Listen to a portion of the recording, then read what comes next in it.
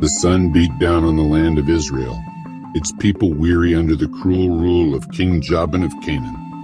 For 20 years, his commander Sisera had terrorized the Israelites with his mighty army and 900 iron chariots. The people cried out to God for help, and God answered through an unexpected leader. At the edge of a valley stood Deborah, a woman unlike any other in Israel.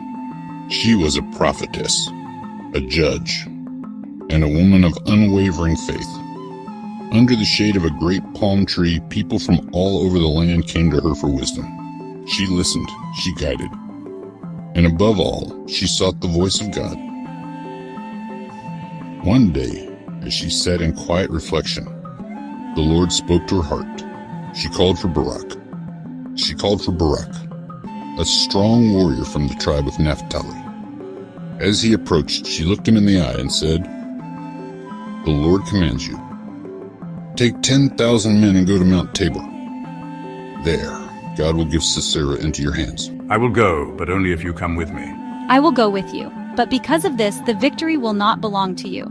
Instead, the Lord will deliver Sisera into the hands of a woman. Barak gathered his men, their swords glinting in the sun. Sisera heard of the attack and laughed. He had crushed armies before.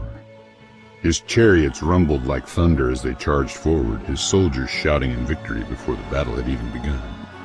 But then, the skies darkened. A fierce storm rolled in, rain pouring down in torrents. The earth turned to mud beneath Sisera's mighty chariots, rendering them useless.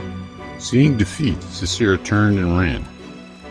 He left his men behind, his feet pounding the soaked earth as he fled for his life. Come in, my lord, rest here. Offering him a drink of milk. Exhausted, he lay down and fell into a deep sleep. Jael looked at the sleeping commander. She knew what he had done to Israel. She knew that God had given victory into the hands of a woman. Slowly, she reached for a tent peg and a hammer. With one swift, powerful strike, the enemy of Israel was no more. The man you seek is here.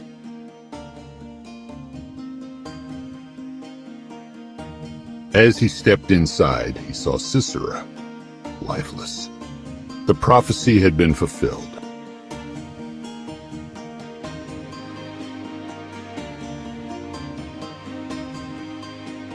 When Deborah heard the news, she lifted her hands to the heavens.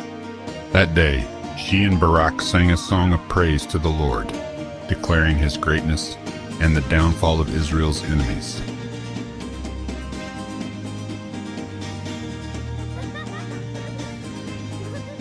And so, under Deborah's leadership, Israel had peace for 40 years.